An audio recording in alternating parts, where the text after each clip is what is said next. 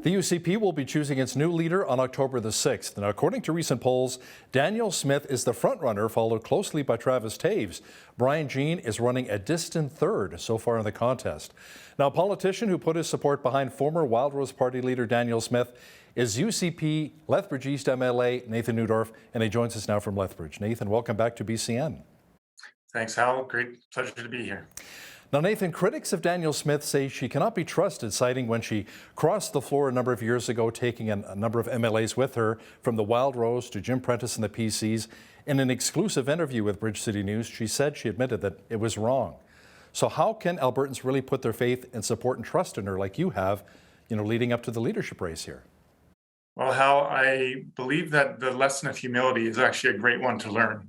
And that she's learned the cost of making that mistake. She's paid for that personally, and we as a conservative movement have paid for that in losing power back in 2015. So I look forward to working with her with that level of humility, with that understanding that mistakes like that actually cost something to us personally and to us corporately. So I look forward to building that team with her and building unity back in the conservative movement so that we present a great option for all Albertans in the next election. Now, you were one of the first MLAs to really throw your support behind Danielle Smith. What is it about her leadership qualities that you really appreciate?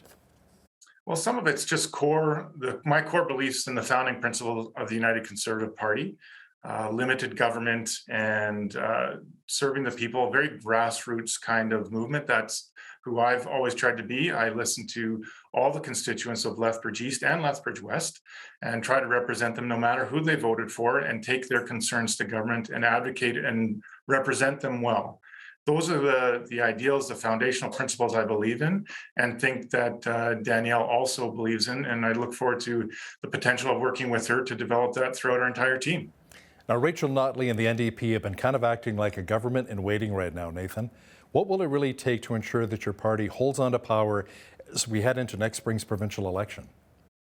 You know what? I think it'll take more of that humility. It'll take good governance, making sure that we meet the stakeholders' needs between now and then, continue to do that. It'll take unity, and it'll take a lot of hard work. We have had turmoil. We've had a pandemic. We've had an economic collapse. We've had a number of difficult situations over the past 3.5 years. Some of those are provincial, some of those are national, and some of those are international. We need to show the people of Alberta that we hear their concerns, we're governing them well, and we can work together in a free and democratic society to continue to do that on their behalf. Now, you currently sit as UCP caucus chair. You also sit on a number of committees. Is there a certain portfolio that you kind of like? I mean, it'd be nice to have another minister here in Lethbridge once again. It would be great. I've always advocated that Lethbridge, as Alberta's third largest city, deserves to have a cabinet posting. We'll see what happens going forward. It's been an honor and a privilege serving the citizens of Lethbridge and area and advocating on their behalf. And I look forward to serving them in whatever capacity comes down the road in the next few weeks or months. But right now, we'll just take it one day at a time. I'm just wondering, is there a portfolio that kind of interests you? Like maybe there's jobs a number minister? There's a number that interests me that I think some of my background could play into, but I don't want to get ahead of myself or ahead of things. Let's just see what the people of the United Conservative Party vote on October 6th, and we'll have some of those conversations after that. Nathan, Alberta doctors have ratified a new proposed agreement with the provincial government. Do you think this will really help attract more family physicians to Lethbridge and southwestern Alberta? I think it will in time. I think it removes one of the greatest challenges we faced as a government and as a province, as well as Lethbridge as a city, is that uncertainty. Without that contract, a lot of doctors felt destabilized or unstabilized in their business practice, in their career going forward, and making a long-term commitment to a community to serve in that capacity without that contract was really beyond their ability to commit to. So now that that has been resolved, that the doctors in a large majority have agreed to that, we can take that uncertainty away and we can start rebuilding the relationship with doctors. They know how much we need them. Citizens of Lethbridge and citizens of Alberta know how much we need primary care physicians, and we'll start to build that back. We have more good news, but this is a great step in the right direction. And where are we at when it comes to new doctors coming to Lethbridge here? We have 17 new doctors hired, and if you consider that each doctor roughly has a patient list of an average of 1,000 people, that's almost half of the people in Lethbridge who don't have a family doctor can now look forward to hopefully attaining one. And if some of those doctors take on a few more patients, we can maybe hit that halfway mark. We've got 4 that are in the process who should be able to practice in Lethbridge before the end of the year. And the rest of them are slated to begin work between January and the end of March next year. Premier Jason Kenney has been visiting both Toronto and Vancouver, trying to lure professionals to Alberta, not just doctors, touting the opportunities here along with the affordability aspect. Outside of healthcare professionals, what are some of our biggest needs here in our region? We have many. We need a lot of skilled labor, both on the trade side and on the professional side of the equation. We are a strongly ag-based society, so we need farm workers, we need truckers, but we also need people who work in factories and manufacturing and supports and service industries. Really, you look around, there's job advertising for almost every job. We need just those skilled workers, those people willing to work and help our economy continue to grow and recover. It's strengthening every day. We've got some great resources, and now we need to continue the growth of great people to fill those positions. Nathan, let's chit-chat a bit about that recovery for a moment here. A number of small business owners were hit very hard during the pandemic, and now with inflation at around 7%, they're still finding it extremely tough. What government help is available to help many of our entrepreneurs who are finding it really rough out there right now? Yeah, it is. It's still a challenging time, even though the economy is recovering. Alberta's recovery plan, which we put out at the beginning of the pandemic, really laid out that path for things that businesses could do. We have Alberta Innovates, we have a business link. All of this information can be found at alberta.ca, small business resources, which has resources, programs, grants, and other support for businesses if they need that help just to continue their recovery from the last 2 years. This is National Truth and Reconciliation Week. Do you feel the province has really done enough to help meet the needs of our Indigenous peoples? And let me take it even a further step. Just outside of our back door is the Blackfoot Confederacy, one of the largest First Nations communities in Canada. So what's that relationship like? And how can we continue to build it moving forward? Yeah, great questions, Hal. For me, it's not about enough or not enough. It's about a relationship and respect. And that means listening, learning, and working together with our First Nations and Indigenous peoples, and working together until we can maintain a cooperative, mutually beneficial relationship. So that work will never be done. We need to continue to do that. I think we've made some great starts. Our relationship with the Blackfoot Confederacy is in a good place. We need to continue to work with that. I've had a number of meetings myself with some of their council and elders and knowledge keepers. I've gone to a couple of powwows this year to see their culture and heritage coming back as well. The pandemic was very difficult for them as a people, but they are just a truly resourceful people. They're very kind and generous, incredibly funny. And as we continue to get to know them, to build that trust, not just their trust in us, but our trust in them, and develop them, see them thrive and flourish as a people. And I hope that never stops, so we can continue to grow that relationship of mutual respect of all stripes and colors, of all nationalities. And that's what the success of Truth and Reconciliation will be. Nathan, the opioid crisis continues in many communities across the country, including here in Lethbridge, as is the homeless issue. Now, the city is asking for feedback if the former Civic Curling Center area and the arena should be turned into a sober shelter. Now, the province may help with funding in that regard, depending upon public feedback and input, if we're going to actually make that the sober shelter. What's the latest? What are you hearing? Well, I do know that, like you said, the city is holding a number of those meetings and information sessions. They are working to find out feedback from the citizens, particularly in those areas, what they think. My office has received a number of information packages from other interested groups in working to that regard. And this is all part of our continuum of care, which we began very quickly after we were elected. There's all these parts and pieces, and a sober shelter is another piece that needs to be thought about and worked on, and how that can best be delivered and where that can best be delivered. So I'm working in partnership with City Council in their endeavors, and look forward to the feedback that we hear from the citizens of Lethbridge. Nathan, some within your party want to see a provincial police force, while others say it's too costly and we should just keep the RCMP here in Alberta. Where do you stand and why?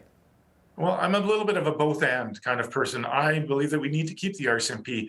I would like to see them as a national police force. They represent Canada extremely well. There's incredibly competent people all through that organization, even if we might have some challenges with administration or government direction at times. But I think they could do the work very similar to what the US has in the FBI and the CAA. But what I would like to see is Alberta have a community police force where the province has the jurisdictional authority to govern that. Now, there's more work to do. I think we really need to work with our municipal partners, both those in the urban areas and the rural areas. We need to have them at the table. We need to address their concerns about cost, about transition times and timelines, as well as how we're going to structure this authority and how this is going to look. There's a lot of work to go into it. I think it's a conversation that we need to have. But like I said, I believe both and. I think I'd love to see the RCMP kept as a national police force, as well as Alberta having its own provincial police force for that community policing. Now, your government said as long as West Texas Intermediate oil stays at $79.99 US per barrel, the provincial fuel tax will remain off the table. Unfortunately, oil dipped below that, and now gas prices are going up. It seems like some of the provincial fuel tax is coming back. But there's some of the UCP leadership candidates saying we're going to take that off the table entirely to save Albertans money. Where do you stand on that? I think that's a great idea, that we need to talk to our base and our taxpayers and realize that though the province benefits when those prices get high, there's also a negative side to that in terms of affordability for the citizens of Alberta. And I think it's a responsible government to have that conversation, get that feedback from them, and say, what's the most responsible path forward? If that is every time the price of oil goes above $90 a barrel, we eliminate it completely, then we need to move forward with that. I think we do need to look potentially at the inflationary pressures on that. It may not be a fixed dollar point, it may be an inflationary adjustable point, because we all know the value of a dollar today is not the same as the value of a dollar from 10 years ago. And that could be the case going into the future as well. I think we need to take very careful consideration of that, but we want to protect the citizens of Alberta from those rising costs and do it in a responsible way. And I think we need to consider the future timelines of that. But right now, I would be in favor of removing it for the time being, for sure. So, Nathan, how else can we make life more affordable for Albertans? I mean, the province has talked about $50 a month for the next 6 months to help with electricity costs. There's the help when it comes to natural gas heating our homes. I believe if it goes above $6.50 per gigajoule, we're going to get help in that regard. But we need more help with this cost of living crisis that we're in right now. Absolutely. It's something that we continue to work on, and particularly heading into the winter season where we often see those heating electricity costs go up. We have done some of those programs to help. We need to potentially look at more as we watch where the market goes on some of those things. But one of our biggest frustrations as a provincial government is every time we take efforts to reduce costs for our taxpayers provincially, it feels like the federal government adds costs back in. We've seen that twice now with the carbon tax. They did it in the summer. They continued with their plan to increase it just when we were trying to decrease it.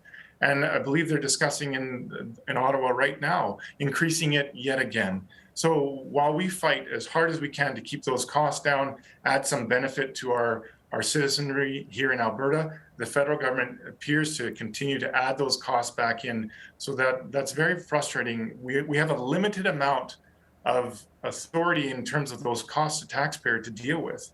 The whole cost of their bill isn't from the government. It's to cover the utility, it's to cover the industry and the distribution and all of those kind of things. And then there's small fees in terms of governance that the provincial government has jurisdiction over. We can reduce that somewhat, but it's a very small portion. And when you have a federal government seemingly set on increasing those costs, it's very, very, very challenging for provincial government moving forward. Nathan, how else can we improve our relationship with Ottawa moving forward as a province? Because it's tenuous or strained, to say the least, right now. I think it's a lot about jurisdictional authority, and I think the current federal government continues to overstretch its mandate in the Constitution. They meddle in the provincial's authority in terms of our energy and resources. They've meddled in terms of our environmental protections. They've meddled in our healthcare in terms of the funding and reducing funding. There's some evidence that they've meddled in our municipal affairs. All of those are provincial jurisdictions. If provincial governments don't stand up for themselves and push back, and which we have done as a province in conjunction with many other provinces in the past, and we need to continue to do so as a united voice, we need to establish those clear jurisdictional guidelines, who's in charge of what. And going back to my earlier point, I'm very strong on this because I believe in limited government. If government does not limit itself, it will continue to grow, which is an added cost to the citizens. Some of those costs are worth bearing, but some of them need to be considered a second time, whether they should be put forward in a cost that is borne by the taxpayer. So these are very important discussions. It's a very important time for us as a province. It's a very important time for us as a country to make sure that we govern the people well, and we make sure that we have to balance that budget. It's not an unending stream of money, and there is only one taxpayer, so we owe it to them to be responsible in our governance and how we do that. And sometimes politicians have to remember that they work for us. We don't work for them, right? Exactly. UCP Lethbridge East MLA Nathan Neudorf, thanks so much for your time today. You bet. Thank you, Hal. Appreciate it.